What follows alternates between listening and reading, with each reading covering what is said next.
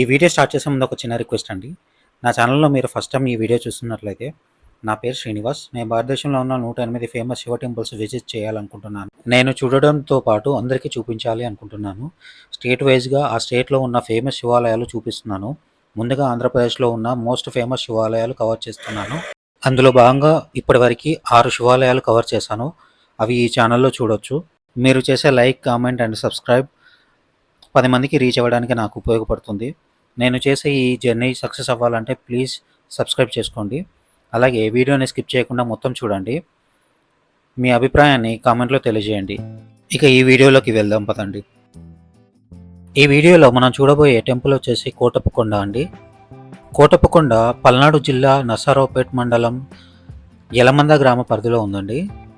కొండపైకి వెళ్ళడానికి 2 మార్గాలు ఉన్నాయండి. ఒకటి నడుచుకుంటూ మెట్ల మార్గం ద్వారా వెళ్ళడం, ఇంకోటి నడుచుకుంటూ వెళ్ళే వారికి ఈ గోపురం నుండి పైకి ఎక్కడానికి స్టెప్స్ ఉంటాయండి. సుమారుగా 730 స్టెప్స్ ఉంటాయి. వెహికల్స్ పైకి వెళ్తాయండి. ఘాట్ సెక్షన్ నుండి పైకి వెళ్ళడం. వెహికల్లో పైకి వెళ్ళడానికి 30 రూపీస్ పర్ పర్సన్ ఛార్జ్ చేస్తారండి.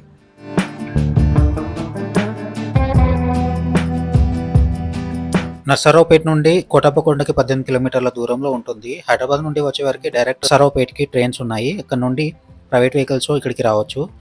బస్సెస్ ఉన్నాయి కానీ అవి ఎప్పుడు వస్తాయో ఎవరికి తెలియదు. నర్సరావుపేటలో డైరెక్ట్ కొండపైకి జీప్స్ ఉంటాయి. పర్ పర్సన్ 60 రూపీస్ ఛార్జ్ చేస్తారు.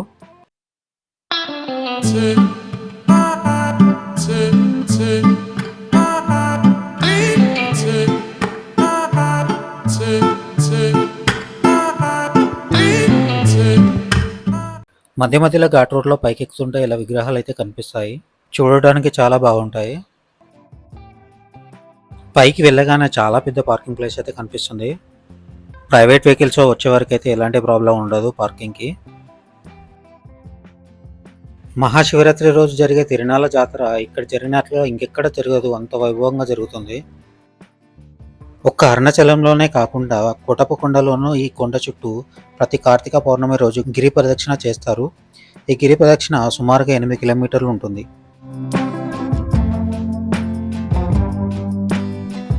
రూమ్కి వెళ్ళి ఫ్రెష్ అయ్యి మళ్ళీ మిమ్మల్ని కలుస్తాను. ఓం నమ శివాయ. హలో అండి అందరికీ.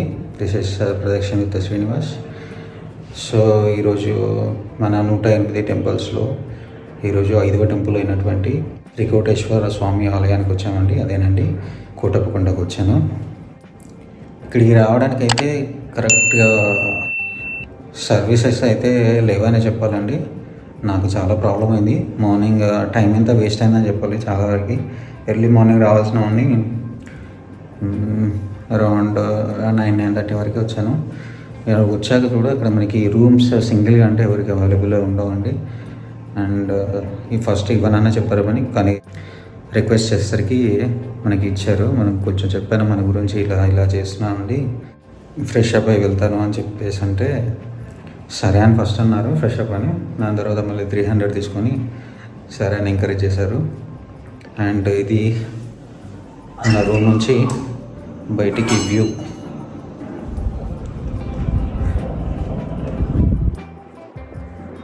ఇక్కడ నుంచి చాలా అంటే చాలా సూపర్గా ఉందండి. ఎక్సలెంట్ అని చెప్పాల్సి.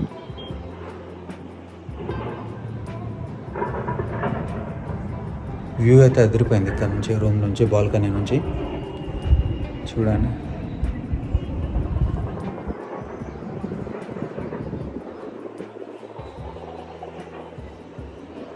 ఓకే, టెంపుల్కి వెళ్ళి ఇంకా ఎక్స్ప్లోర్ చేద్దాం.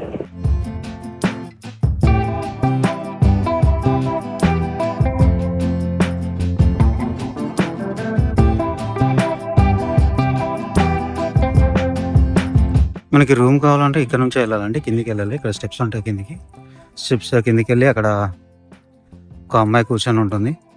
ఆ అమ్మాయిని అడిగితే ఓన్లీ ఫ్యామిలీకి మాత్రమే ఇస్తారండి. సింగిల్గా వచ్చిన కపుల్స్కి కూడా ఇవ్వరు. అండ్ ఇది బయట మొత్తం వ్యూ.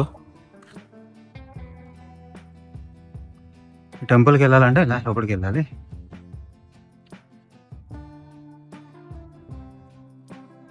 స్పెక్టాక్యులర్ వ్యూస్ అండి. వ్యూస్ మాత్రం చాలా బాగున్నాయి.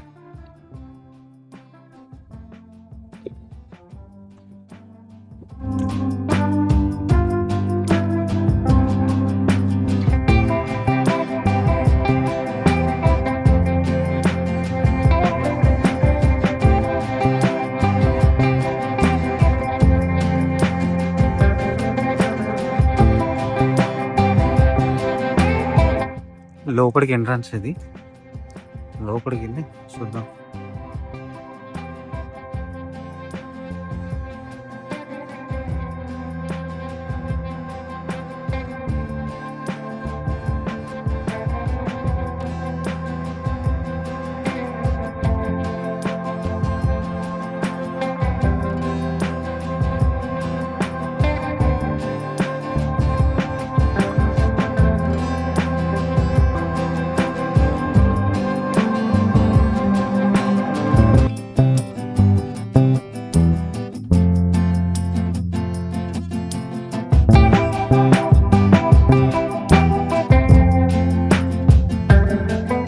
సృష్టి స్థితి లయకారకుడైన పరమేశ్వరుడికి ఈ దేశంలో అనేక దేవాలయాలు ఉన్నాయి.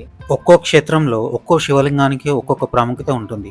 ఈ క్షేత్రంలో శివుడు దక్షిణమూర్తిగా కొలువై ఉన్నాడు.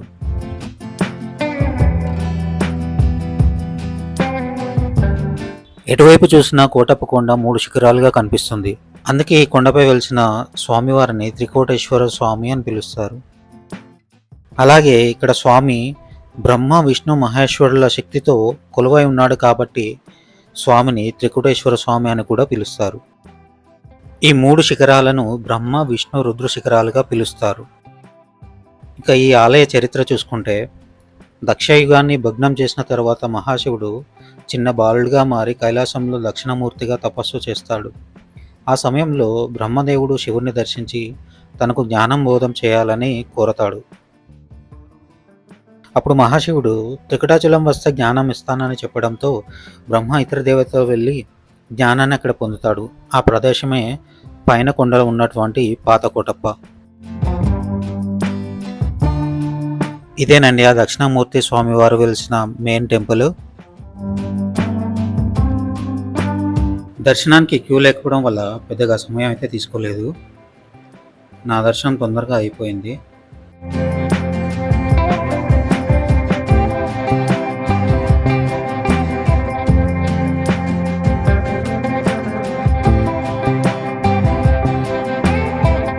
గర్భగుడిలో స్వామివారు అయితే ఇలా ఉంటారు.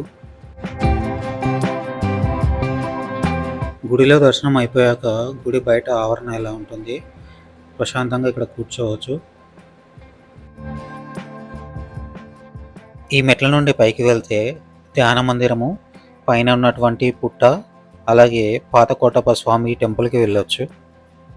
ఇప్పుడు ఉన్న టెంపుల్ ఏర్పడడానికి గల కారణం ఏంటంటే పూర్వం గొల్లబామ అనే భక్తురాలు రుద్రకొండపై ఉన్న పాత కోటేశ్వర ఆలయంలో ప్రతిరోజు ప్రార్థనలు చేసేది. ఆమె భక్తిని పరీక్షించాలని మహాశివుడు ఒకరోజు సాధువు రూపంలో ఆమెకి కనిపించి కన్య అయినప్పటికీ ఆమెకి గర్భవతి అయ్యేలా ఆశీర్వదిస్తాడు. ఆమె గర్భంతో ఉన్నప్పటికీ ప్రతిరోజు కొండ ఎక్కి దిగడం, శివుణ్ణి కొలిచేందుకు కోటప్ప కొండ రావడం మర్చేది కాదు. ఎప్పట్లాగే శివుడికి నైవేద్యంగా చల్లకుండలో పెరుగును తీసుకొని వస్తుండగా ఆయాసపడి కొండ మెట్ల మీద కూర్చుంటుంది. అప్పుడు ఒక కాకి ఆ కొండపై వాలి పెరుగును నేలపాలు చేస్తుంది. అప్పుడు బాధలో ఉన్న గొల్లబామ వద్దకు సాధువు రూపంలో శివుడు వచ్చి ఆమె బాధకు కారణమైన కాకులు ఇక నుండి కొండపై వాలువు అని వాటిని శపిస్తాడు. అప్పటి నుండి ఇప్పటి వరకు ఈ కొండపైన ఒక కాకి కూడా వాలదు.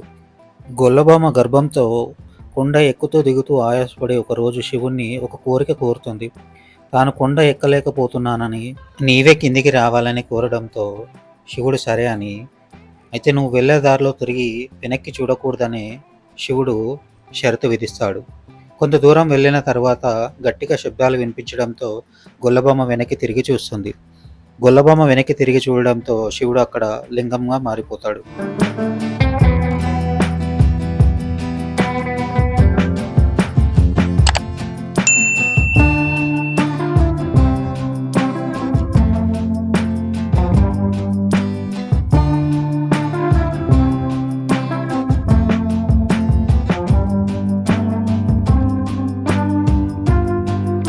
ఇప్పుడు మనం చూస్తున్నది పాత కోటప్ప టెంపుల్.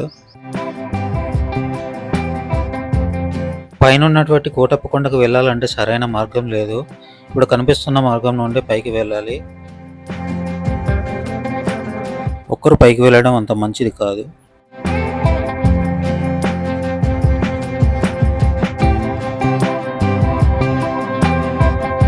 శివరాత్రి సమయంలో ఈ టెంపుల్ని ఎక్కువగా దర్శించుకుంటారంట.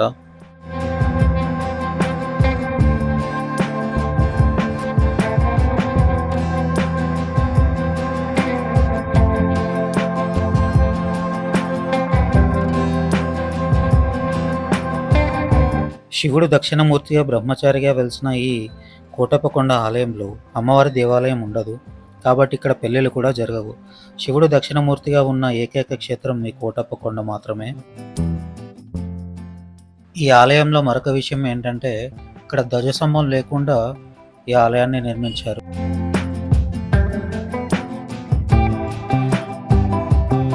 ఎవరైనా కొండపైకి ఎక్కలేని వారికి లిఫ్ట్ సౌకర్యం కూడా ఉంది ఇక్కడ. ఈ కోటప్పకొండ ఆలయానికి వచ్చిన భక్తులకి గురుబలం కూడా పెరుగుతుందని ఇక్కడ నమ్మకం.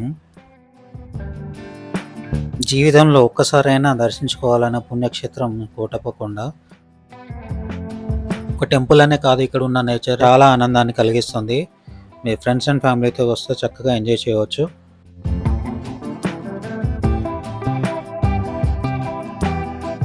కోటప్పకొండ వస్తే తప్పకుండా దర్శించుకోవాల్సిన ఇంకొక ఆలయం ఆనందవల్లి అమ్మవారు, అదే గుళ్ళబొమ్మ ఆలయం. మెట్ల మార్గం నుండి కొండపైకి వచ్చేటప్పుడు ఈ టెంపుల్ ఉంటుంది. ఫస్ట్ ఆనందవల్లి అమ్మవారి దేవస్థానం దర్శించుకున్నాక స్వామివారి దర్శించుకుంటే మంచిది.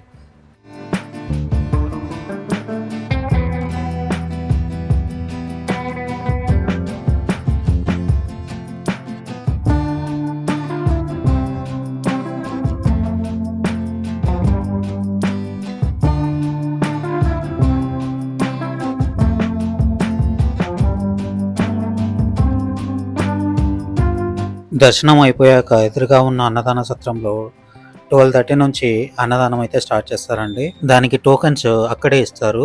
టేస్ట్ అయితే అదిరిపోతుందండి, చాలా బాగుంటుంది. వెళ్తే అస్సలు మిస్ అవ్వకండి.